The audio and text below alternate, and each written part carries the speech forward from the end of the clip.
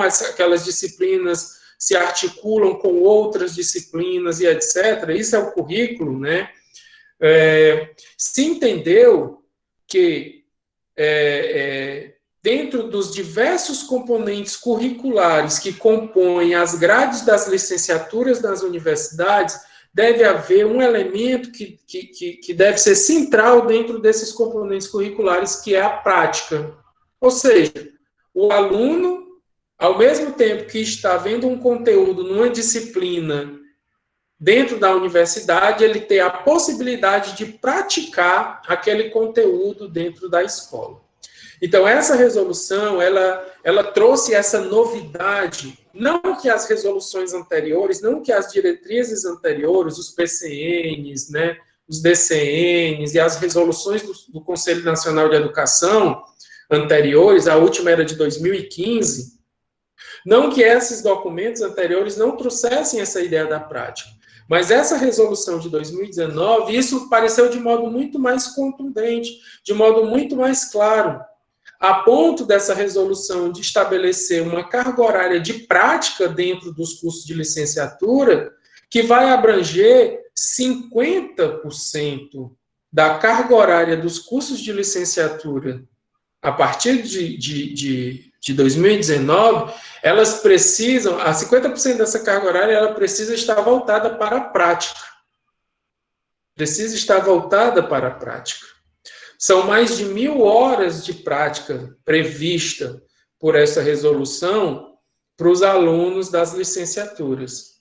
Coisa que os pibidianos já faziam, coisas que os residentes já faziam dentro da universidade. Certo? Então, o PIBID, ele traz mais esse impacto também, né? Ele baliza os projetos políticos, os projetos pedagógicos dos cursos de licenciatura nas universidades, as diretrizes nacionais de educação têm um forte impacto do PIBID dentro delas. Só para vocês terem uma ideia, né? Eu citei alguns artigos aqui, por exemplo, o artigo 4, olha o que o artigo 4 da resolução fala. Ele define 3 dimensões fundamentais que integram a ação docente, quais sejam o conhecimento profissional, que é aquele conhecimento, né, que vocês têm na universidade, a prática profissional, que é lá no chão da escola, e o engajamento profissional. Certo? Então, vejam bem, olha como 3 dimensões, olha, dimensões fundamentais da formação docente. Conhecimento profissional, prática profissional e engajamento profissional. Olha o que os demais artigos falam, só para vocês terem uma ideia. Olha o que o artigo 5º dessa resolução estabelece. Ele estabelece a associação entre as teorias e as práticas pedagógicas como um dos fundamentos da formação dos professores e demais profissionais da educação. A associação entre teorias e práticas pedagógicas. Importante isso. O artigo 6, olha, propõe a articulação entre a teoria e a prática. Mais uma vez, olha, a articulação entre a teoria e a prática para a formação docente, fundada nos conhecimentos científicos e didáticos, contemplando a indissociabilidade entre o ensino, a pesquisa e a extensão, visando a garantia do desenvolvimento dos estudantes, como um dos princípios relevantes da formação de professores para a educação básica. A prática, mais uma vez, aqui aparece. Então, ao longo de toda essa resolução, ele vai colocar a prática, né, essa importância de praticar,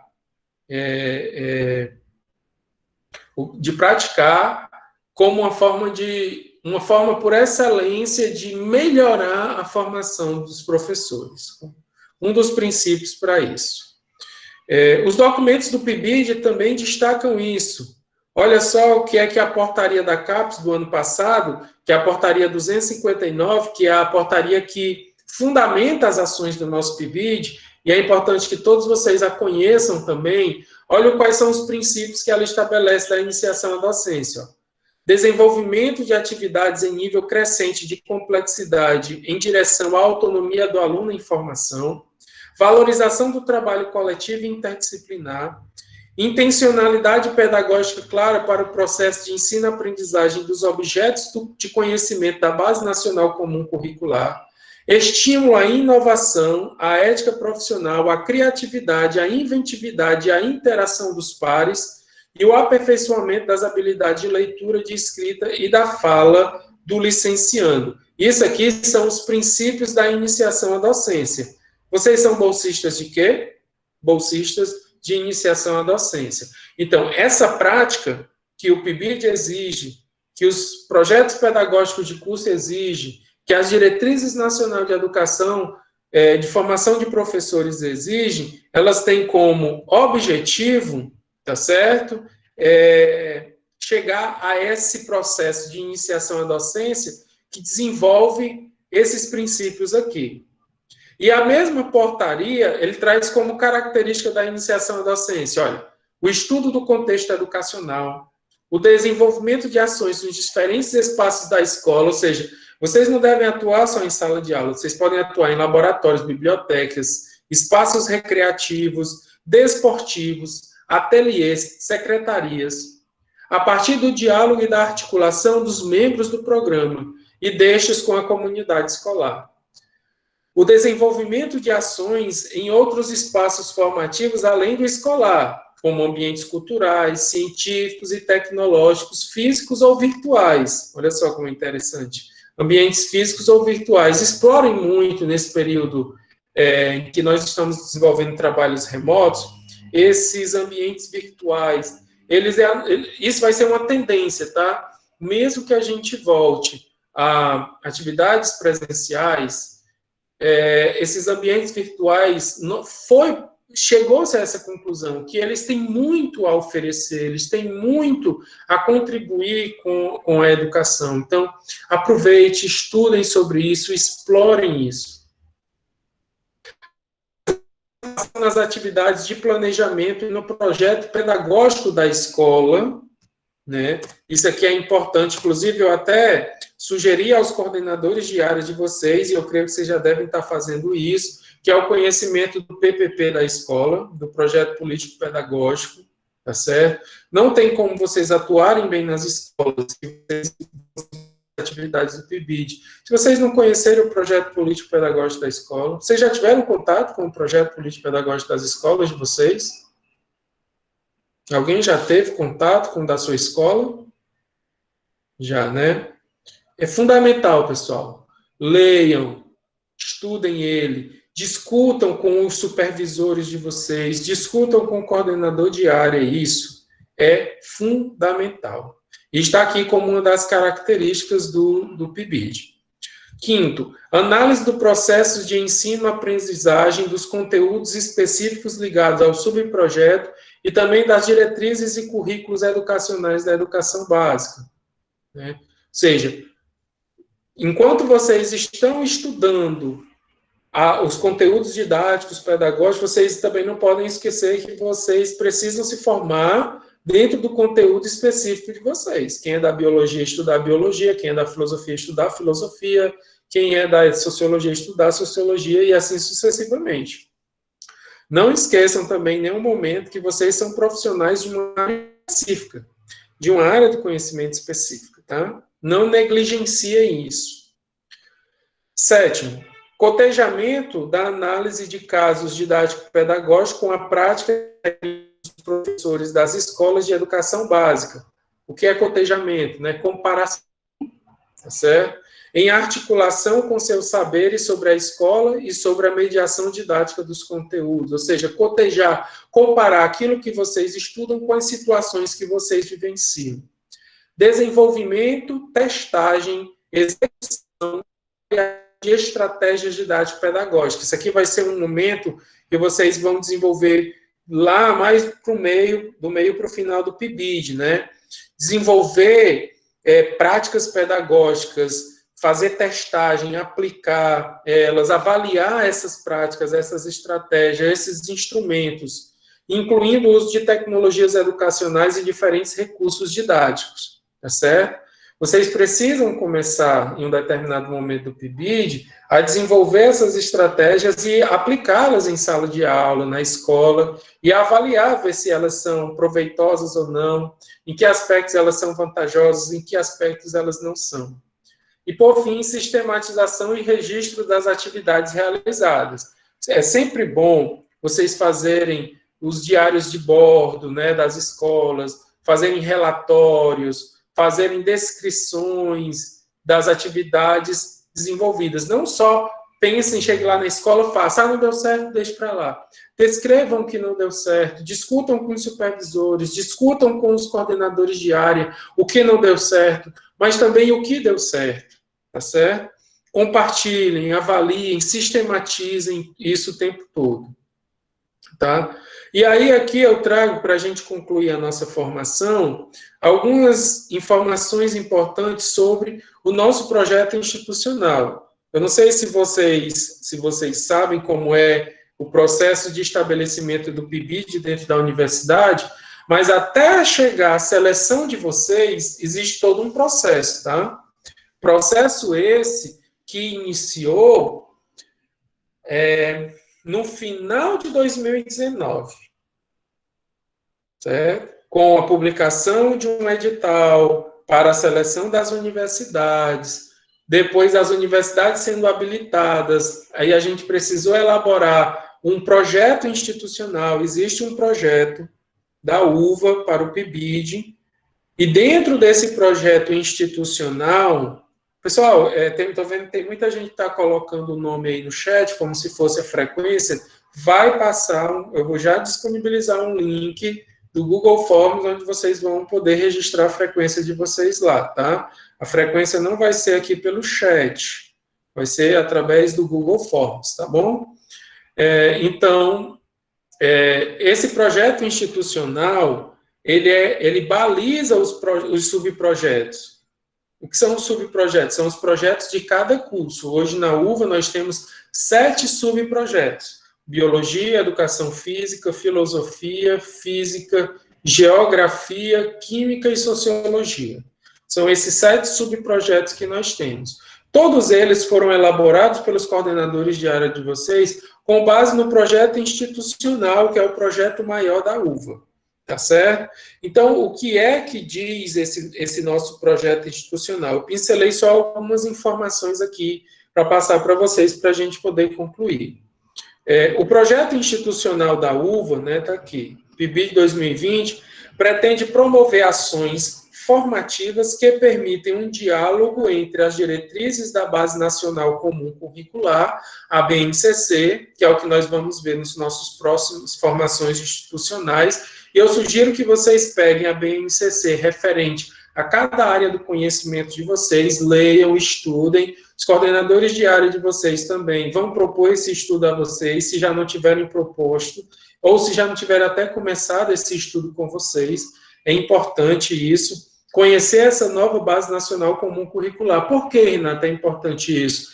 Porque a atuação de vocês nas escolas, ela vai estar totalmente balizada, ela vai estar totalmente balizada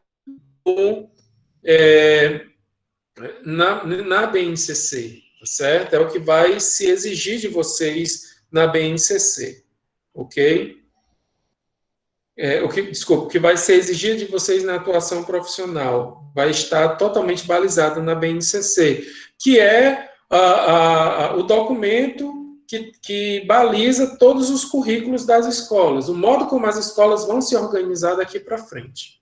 Então, o nosso projeto pretende isso, promover ações formativas que permitam um diálogo entre a BNCC, as diretrizes dos subprojetos propostos pelos cursos de licenciatura da UVA e as demandas das escolas parceiras. A gente precisa estar em constante diálogo com isso para entender quais são as demandas dessas escolas, para que a gente possa estabelecer ações e estratégias que ajudem as escolas a superar as suas dificuldades, a superar alguma lacuna, algum desafio que ela tem, né? Então, diante disso, são princípios do nosso projeto institucional. Formação colaborativa, ou seja, partilhar, integrar e planejar experiências docentes. seja, não é uma ação isolada, não é uma ação minha, não é ação apenas do meu grupinho, não é ação do meu subprojeto, mas é uma formação colaborativa, onde a gente troca constantemente experiências com os nossos, entre os nossos bolsistas, entre os nossos subprojetos, entre a escola e a universidade, etc. Uma formação contextualizada, valorizando o contexto regional, ou seja, entender que a nossa atuação como bolsistas do PIBID, dentro de uma determinada escola, ela é diferente de uma atuação de outros bolsistas, de outras realidades, né? Que a minha atuação, ela precisa ser contextualizada de acordo com o meu contexto social, político, econômico, cultural, né? Climático, às vezes, até, e que a minha atuação dentro da escola deve considerar essa contextualização. A transversalidade, né, a partir da integração dos conhecimentos, a horizontalidade, com a integração horizontal dos conhecimentos para o desenvolvimento de competências necessárias à docência, ou seja, a horizontalidade significa que é uma forma de trabalhar os conhecimentos através de uma integração, e não apenas de entender que o meu conhecimento da minha área é o mais importante, ou de apenas tentar me formar como única e exclusivamente, me entendendo como um professor de filosofia, um professor de geografia, mas me entendendo, antes de tudo, como professor. E como professor, eu preciso ter uma gama de conhecimentos que vão para além da minha área específica, tá certo? E aí aqui a gente estabelece algumas outras informações, né, como, por exemplo, o objetivo geral do nosso projeto, que é desenvolver projetos de iniciação de licenciatura para promover e fortalecer práticas docentes inovadoras, interculturais e inclusivas na educação básica. E temos como objetivos específicos, né, nós buscamos oportunizar a vivência de situações concretas do cotidiano educacional e, simultaneamente, articular a teoria com a prática docente para que, dessa forma, possa compreender, e o aluno, né, vocês, possam compreender e assimilar os elementos que envolvem o processo de ensino-aprendizagem, fortalecer a docência como identidade curricular nas licenciaturas, ou seja, aquilo que eu estava falando, às vezes os cursos não entendem qual é o papel de uma licenciatura, que é formar professor. Então, o PIBID dentro da UVA já vem colaborando, mas quer continuar colaborando com isso, né, para criar essa identidade da licenciatura enquanto uma formação de professor. Integrar a universidade com a escola, isso é importante. Promover uma formação docente comprometida com a valorização do contexto regional, né? Ou seja, entender que a nossa atuação ela se dá dentro de um contexto específico, tá? Por exemplo, as nossas atuações do PIBID em Sobral é diferente da atuação do PIBID em Fortaleza, que é diferente da atuação do PIBID na região sudeste, na região sul do Brasil, ou seja, a nossa atuação ela vai vir de acordo com as demandas do nosso contexto regional, com os dilemas, as dificuldades e também as possibilidades que são abertas pelo nosso contexto. Tá? Desenvolver uma sólida formação teórico-prática, articulando os saberes específicos com os pedagógicos numa perspectiva interdisciplinar. Estimular a produção de pesquisa, ou seja, dentro do PIBID, vocês não só estudam e vão para a sala de aula. A gente também pretende estimular a produção de pesquisa. O que é pesquisa, né? Produzir conhecimento que possam servir para outras gerações, para outros alunos, né, para outras realidades que possam ficar dentro da universidade. Como é que vocês fazem isso? Através de produção de artigos, através de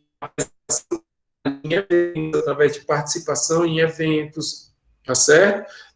Então, a gente quer que vocês façam isso, a gente pretende estimular vocês a produção dessa pesquisa que possa disseminar o conhecimento sobre a docência na educação básica. Todo ano, né, toda edição do PIBID, a gente sempre procura publicar livros, publicar revistas, né, sobre as experiências que vocês tiveram na atuação de vocês. E a gente espera que essa edição não seja diferente, tá? Estabelecer um diálogo entre os propósitos da formação inicial de professores da UVA e a Base Nacional Comum Curricular e contribuir para a valorização do magistério, tá? E aí nós temos as nossas metas e estratégias, que eu já tinha falado no começo para vocês, tá? Eu não vou repetir agora, tá bom? E assim a gente conclui, né? Eu concluo, portanto, a minha exposição sobre os objetivos, né, as diretrizes, os impactos do PIBID, o que o PIBID quer proporcionar a vocês e o que nós, como coordenadores, estamos à frente do PIBID, esperamos de vocês também, tá certo? Então, eu quero agradecer aqui a atenção de vocês e, ao mesmo tempo, me coloco agora à disposição para responder algum questionamento de vocês, para responder alguma pergunta que vocês tenham, ou quem quiser fazer algum comentário da minha fala, ou algum comentário geral sobre o PIBID, como está sendo a sua experiência no PIBID até agora, podem ficar à vontade, tá? E eu estou, nesse momento, disponibilizando aí no chat o formulário para a frequência da formação de hoje, tá bom? Então, podem ficar à vontade, quem quiser participar agora da formação, fazendo alguma pergunta, algum comentário, pode ficar à vontade. Esse é o momento. Professor?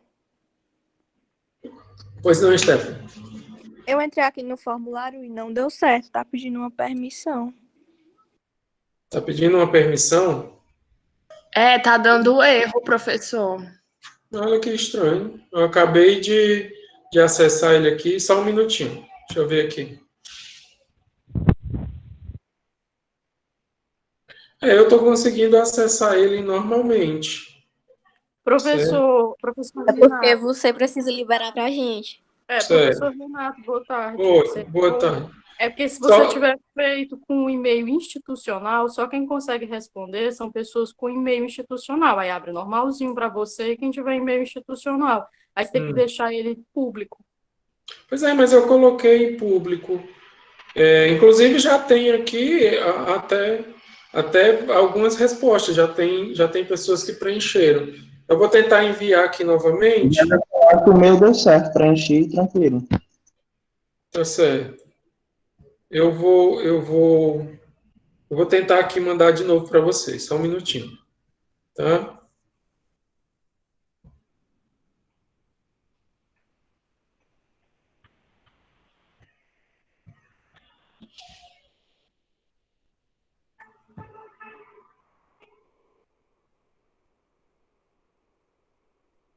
Vê se esse link aí dá certo, vejam aí.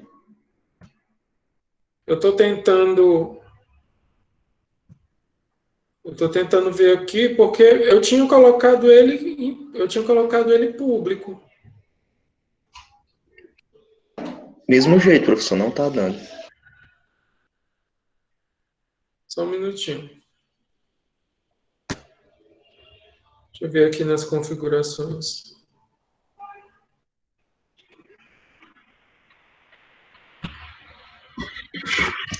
Professor, você também poderia abri-lo na visualização e copiar o link de visualização, porque talvez você esteja mandando o link no modo de edição, e a gente não pode editar.